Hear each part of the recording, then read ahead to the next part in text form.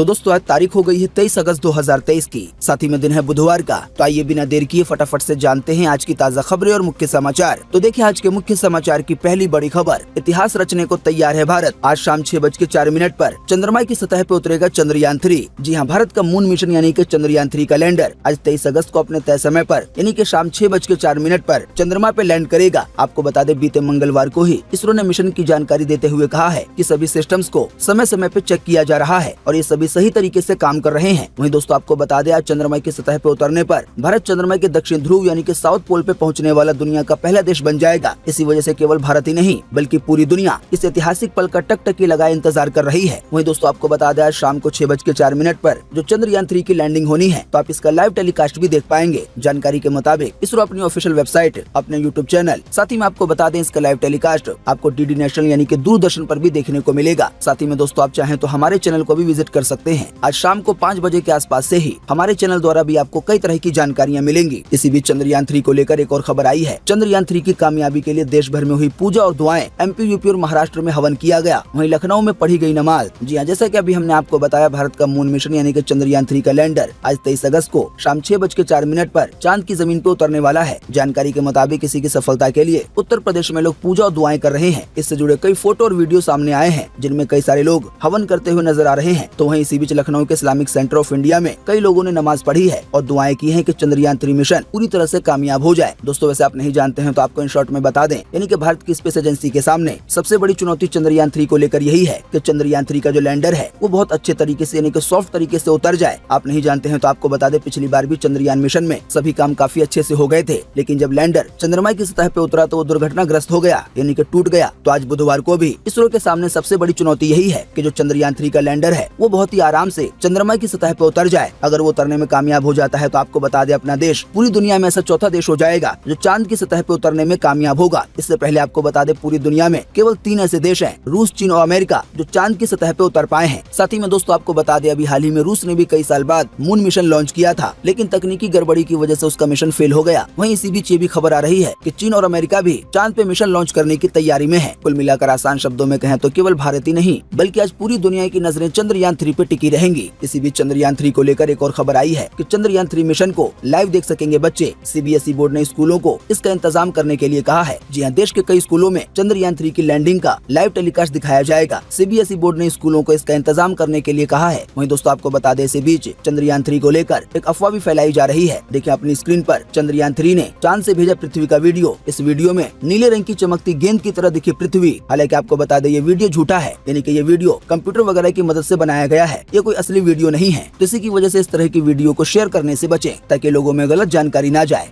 देखिए अगली खबर, अगले महीने 3 दिन बंद रहेगी राजधानी दिल्ली। सभी बाजार और व्यावसायिक गतिविधियों पर रहेगी रोक। जी हाँ, G20 सम्मेलन के दौरान 8 से 10 सितंबर तक दिल्ली में छुट्टी होना तय है। 3 दिन की छुट्टी का नोटिफिकेशन तैयार हो गया है। आने वाले 1 से 2 दिन में इस नोटिफिकेशन को जारी कर दिया जाएगा पूरी दिल्ली वालों के लिए। बात यह है कि G20 सम्मेलन के दौरान विदेशी मेहमानों की सुरक्षा बड़ा मुद्दा है। ये विदेशी मेहमान दिल्ली के विभिन्न होटलों में ठहरेंगे, यानी कि दूसरे देश के बड़े बड़े नेता। तो फिर ये विदेशी मेहमान अपने अपने होटलों से प्रगति मैदान जाएंगे। तो विदेशी मेहमानों के काफिले को सुरक्षित और बिना किसी जाम और अन्य रुकावट के प्रगति मैदान पहुंचाना बड़ी चुनौती रहेगी। दोस्तों फिलहाल के हालात ये हैं कि दिल्ली में कहीं पर भी जाम लग जाता है, चाहे वो कोई सा भी रोड हो। ऐसे में दिल्ली पुलिस के विशेष पुलिस आयुक्त मधुप तिवारी ने दिल्ली सरकार के मुख्य सचिव को पत्र लिखा है और सम्मेलन के दौरान दिल्ली में 8 से 10 सितंबर तक 3 दिन की छुट्टी करने की बात कही है। और ये लगभग तय हो गया है कि आने वाले सितंबर के महीने में 8 से 10 सितंबर तक यानी कि 3 दिन के लिए दिल्ली बंद रहेगी। दोस्तों वैसे आप नहीं जानते हैं तो आपको बता दें G20 सम्मेलन के दौरान दुनिया के कई बड़े बड़े देशों से वहाँ के मेन नेता आने वाले हैं। इसी कड़ी में देखें ये बड़ी खबर कि G20 सम्मेलन के लिए 7 सितंबर को भारत पहुंचेंगे अमेरिकी राष्ट्रपति जो बाइडेन। वो 4 दिन में 2 बार पीएम मोदी से मिलेंगे।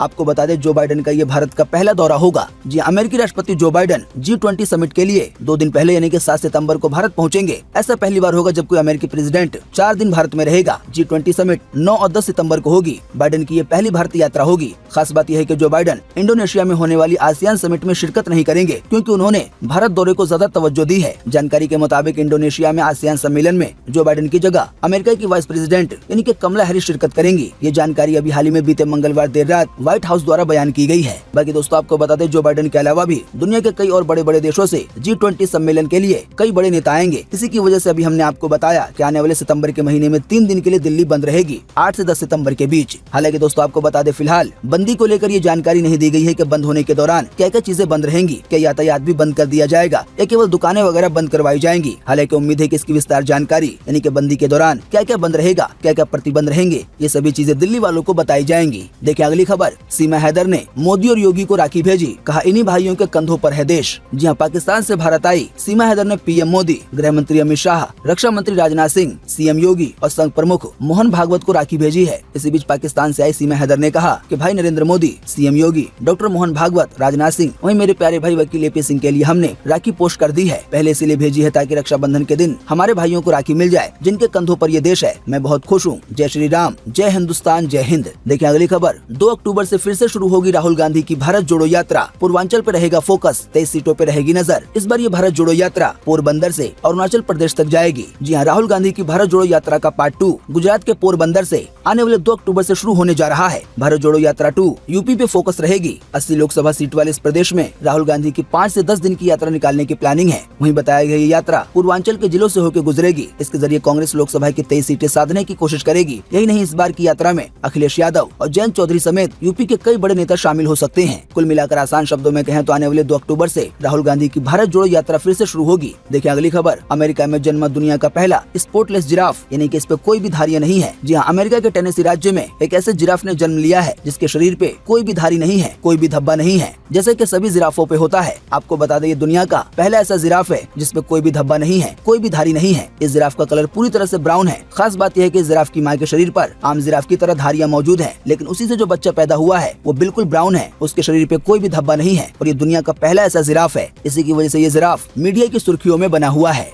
देखिए अगली खबर, एशिया का सबसे बड़ा प्याज मार्केट 2 दिन से है बंद। 40% एक्सपोर्ट ड्यूटी का महाराष्ट्र और एमपी में हो रहा है विरोध। 5 राज्यों में किसान कर रहे हैं प्रदर्शन। जी हां, पंजाब, हरियाणा, मध्य प्रदेश, महाराष्ट्र और उत्तर प्रदेश में बाढ़ के मुआवजे, प्याज पर बढ़े टैक्स और गन्ने के बकाया भुगतान की मांग को लेकर हजारों किसान विरोध प्रदर्शन कर रहे हैं। अभी हाल ही में बीते सोमवार को विरोध के दौरान संगरूर में एक किसान की ट्रैक्टर से कुचलने के बाद मौत हो गई, जिसकी वजह से प्रदर्शन और ज्यादा हिंसक हो गया। वहीं आपको बता दें, महाराष्ट्र और मध्य प्रदेश में प्याज के बढ़े हुए टैक्स को लेकर किसान सड़क पे उतर आए हैं। एशिया का सबसे बड़ा प्याज मार्केट महाराष्ट्र का लसलगांव पिछले 2 दिन से बंद है। वहीं मध्य प्रदेश के रतलाम में विभिन्न किसान संगठनों ने मंडियों में नीलामी बंद करके आंदोलन की शुरुआत कर दी है। दोस्तों बात यह है कि केंद्र यानी कि भारत सरकार ने अभी हाल ही में ये फैसला लिया था कि 31 दिसंबर 2023 तक प्याज पर 40% एक्सपोर्ट ड्यूटी लगेगी। यानी कि अगर कोई किसान, कोई व्यापारी प्याज को दूसरे देश में भेजेगा तो उसे 40% का टैक्स देना पड़ेगा, जो कि एक्सपोर्ट ड्यूटी के नाम से जानी जाती है। आपको बता दें, भारत सरकार ने ये फैसला इसलिए लिया है कि अपने देश के अंदर प्याज की कीमतें काफी ज्यादा बढ़ रही है। बहुत ज्यादा प्याज दूसरे देश न चला जाए, इसी की वजह से 40% की एक्सपोर्ट ड्यूटी लगा दी गई है। लेकिन जाहिर बात है इसका विरोध कई सारे व्यापारी कर रहे हैं। देखिए अगली खबर, आर्टिकल 370 हटने के बाद 91% घटी है पत्थरबाजी की घटनाएं। 2015 से 2019 के दौरान पत्थरबाजी के 5063 मामले सामने आए थे, लेकिन 2019 से अब तक केवल 434 मामले सामने आए हैं पत्थरबाजी के जम्मू कश्मीर में। जी हाँ, जम्मू कश्मीर में आर्टिकल 370 हटने के बाद पत्थरबाजी की घटनाएं 91% कम हो गई है। 2015 से 2019 के दौरान इस तरह की पत्थरबाजी की घटनाएं 5063 बार हुई, जबकि 2019 से 2023 के बीच पत्थरबाजी की इस तरह की घटनाएं केवल 434 बार हुई हैं। वहीं बताया गया आतंकियों और उनके सहयोगियों की गिरफ्तारी में 5 गुना बढ़ोतरी हुई है। जानकारी के मुताबिक 2015 से 2019 के दौरान यानी कि 4 सालों में 427 आतंकी और उनके सहयोगी गिरफ्तार हुए। हालांकि वहीं 2019 से 2023 के बीच 2327 आतंकी गिरफ्तार किए गए हैं। दोस्तों बात यह है कि दरअसल जम्मू कश्मीर ने आर्टिकल 370 हटने से पहले और उसके बाद के 4 सालों में हुई आपराधिक घटनाओं का डेटा जारी किया है। इससे ये पता चला है कि जम्मू कश्मीर से आर्टिकल 370 हटाने के बाद क्या क्या बदलाव हुआ है, पहले के मुकाबले अभी हालात कैसे हैं। तो अभी हमने आपको जिन भी मामलों के बारे में बताया है, तो इन मामलों को लेकर जम्मू कश्मीर के हालात काफी अच्छे हैं। बाकी और दूसरे मामलों का फिलहाल पता नहीं है। देखिए अगली खबर, हाईकोर्ट ने कहा 15 साल की पत्नी से संबंध बनाना रेप नहीं है, पति को बरी करने का फैसला है बरकरार। जी हाँ, दिल्ली हाईकोर्ट ने अभी हाल ही में बीते मंगलवार को कहा है कि 15 साल की पत्नी से शारीरिक संबंध बनाना रेप नहीं है। इसी तरह के साथ कोर्ट ने आरोपी को बरी करने के खिलाफ की गई पुलिस की अपील को खारिज कर दिया। कोर्ट ने सुनवाई के दौरान कहा कि जब पति पत्नी ने शारीरिक संबंध बनाया तो महिला की उम्र 15 साल थी। आईपीसी की धारा 375 के तहत अगर पुरुष पत्नी के साथ संबंध बनाता है जिसकी उम्र 15 साल से कम नहीं है, यानी कि 15 साल है या फिर 15 साल से ज्यादा है, तो उसे क्राइम नहीं माना जा सकता। देश का जो कानून है, जो आईपीसी की धारा है 375, उसके तहत ऐसा हाईकोर्ट का कहना है। दोस्तों बात यह है कि अभी हाल ही में कुछ समय पहले एक ऐसा केस आया था जिसमें एक व्यक्ति ने 15 साल की लड़की से शादी की थी और वो उसकी साली थी। हालांकि आपको बता दें, यहाँ पे शादी कोई भी जबरन तरीके से नहीं हुई, यानी कि साली भी तैयार थी। हालांकि जब इसकी जानकारी लड़की के घर वालों को पता चली तो वो नाराज हो गए और उन लोगों ने अपने दामाद पे केस कर दिया और अपने दामाद पर रेप करने का आरोप लगाया और तर्क ये दिया गया कि हमारी बच्ची की उम्र अभी 15 साल थी, इसी की वजह से इसे रेप माना जाएगा। हालांकि अब हाई कोर्ट ने कह दिया है कि आईपीसी धारा 375 के तहत अगर कोई पुरुष अपनी पत्नी के साथ संबंध बनाता है और उसकी पत्नी की उम्र 15 साल है या फिर इससे ज्यादा है तो ये कोई क्राइम नहीं माना जाएगा। देखिए अगली खबर, डांटने की वजह से बच्चा पेरेंट्स से लड़ने के लिए तैयार होता है, वहीं बच्चों पे चिल्लाने का असर उनको पीटने जैसा पड़ता है। तुतलाने, हकलाने, घबराने लगते हैं बच्चे ऐसा करने की वजह से। जी हाँ, पेरेंट्स यानी कि माता पिता कई बार बच्चे की आदतों से परेशान होकर उसे डांट कर, डपट कर या फिर चिल्लाए के समझाने की कोशिश करते हैं। आमतौर पर समझा जाता है कि बच्चों को समझाने का पिटाई से बेहतर तरीका है, लेकिन असल में चिल्लाना कम्युनिकेशन यानी कि बातचीत करने का सही तरीका नहीं है। मनोवैज्ञानिक मानते हैं कि चिल्लाने वाले व्यक्ति खुद को दूसरों से बेहतर और ताकतवर समझते हैं। चाइल्ड साइकोलॉजिस्ट डॉक्टर रेखा मल्होत्रा कहती हैं कि बार बार चिल्लाने की आदत से दूसरों से तो संबंध खराब होते ही हैं, साथ ही चिल्लाने वाले व्यक्ति पर भी उसका बुरा असर पड़ता है। डॉक्टर रेखा मल्होत्रा के मुताबिक बच्चों को डांटने की बजाय बच्चे की बात सुननी चाहिए या कुछ देर के लिए उसे घुमाने ले जाना चाहिए या थोड़ी देर के लिए उसे अकेला छोड़ देना चाहिए अगर वो रो रहा है तब भी। वहीं बताया गया अगर कोई बच्चा बहुत ज्यादा चिड़चिड़ा है तो उसका स्क्रीन टाइम कम करना चाहिए, यानी कि अगर वो बहुत ज्यादा कंप्यूटर चला रहा है या बहुत ज्यादा फोन का इस्तेमाल कर रहा है तो, क्योंकि इन चीजों का ज्यादा इस्तेमाल करने की वजह से बच्चे काफी ज्यादा चिड़चिड़े हो जाते हैं। कुल मिलाकर आसान शब्दों में कहें तो ये बताया गया है कि बच्चों पे चिल्लाना उन पे ऐसा असर करता है जैसे कि उनको पीटा जा रहा है। बच्चों पे ज्यादा चिल्लाने की वजह से वो खुद ही तुतलाने लगते हैं, हकलाने लगते हैं और घबराने लगते हैं। देखिए अगली खबर, बिहार के बगहा में 2 दिन के लिए इंटरनेट किया गया बंद, मूर्ति तोड़ने की अफवाह पे हुआ था बवाल। मोतिहारी में जुलूस के दौरान उपद्रव हुआ था। जी हाँ, बिहार में बीते सोमवार को महावीर जुलूस निकलने के दौरान 2 जिलों में हिंसक झड़प हो गई। बगहा और मोतिहारी के 3 ब्लॉक्स में 2 पक्ष आपस में भिड़ गए। बगहा में हालात ज्यादा बिगड़े थे, जिसके बाद बीते रोज 22 अगस्त की दोपहर 2 बजे से कल 24 अगस्त दोपहर 2 बजे तक के लिए इंटरनेट की सेवा बंद कर दी गई है। लोग किसी भी सोशल मीडिया का इस्तेमाल नहीं कर पाएंगे। जानकारी के मुताबिक यहाँ हनुमान जी की मूर्ति तोड़ने की अफवाह पर हंगामा शुरू हुआ था। कई गाड़ियों में आगजनी भी की गई थी। अभी हाल ही में बीते मंगलवार को भी स्थिति काफी तनावपूर्ण बनी रही, इसी की वजह से ये फैसला लिया गया है। देखिए अगली खबर, शिमला और मंडी के स्कूल कॉलेज रहेंगे 2 दिन बंद, वहीं बिलासपुर में 1 दिन छुट्टी रहेगी। इसके अलावा 8 जिलों के लिए जारी किया गया है रेड अलर्ट, सावधानी बरतने की एडवाइजरी भी जारी की गई है। जी हिमाचल प्रदेश में मौसम विभाग ने 8 जिलों में भारी बारिश का रेड अलर्ट जारी किया है। इसे देखते हुए शिमला और मंडी जिले के सभी सरकारी और निजी स्कूल साथ ही में कॉलेज को 2 दिन के लिए बंद करने का आदेश जारी किया गया है। वहीं बिलासपुर जिले में आज 23 अगस्त की छुट्टी रहेगी। जानकारी के मुताबिक मौसम विभाग ने बिलासपुर, हमीरपुर, शिमला, सोलन, सिरमौर, कुल्लू, मंडी और कांगड़ा जिले में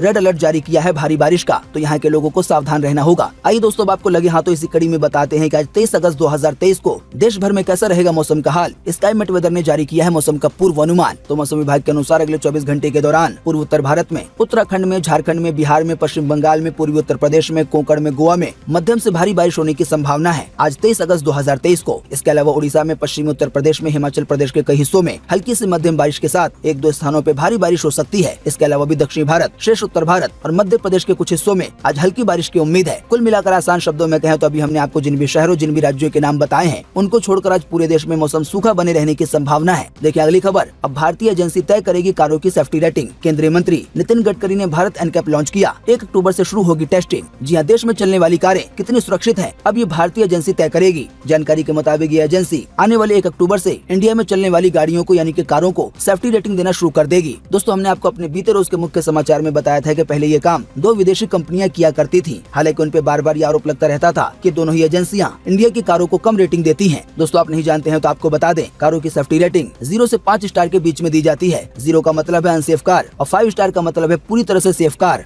तो दोस्तों, उम्मीद करते हैं कि आज की इस वीडियो से आपको काफी कुछ जानकारी मिली होगी। हम बस इसके बदले में आपसे इतना ही चाहते हैं कि आप इस वीडियो को लाइक कर दें और शेयर कर दें, क्योंकि आपका लाइक और शेयर करना ही होता है हमारी मेहनत का फल। वीडियो देखने के लिए आपका बहुत बहुत धन्यवाद। Thanks for watching.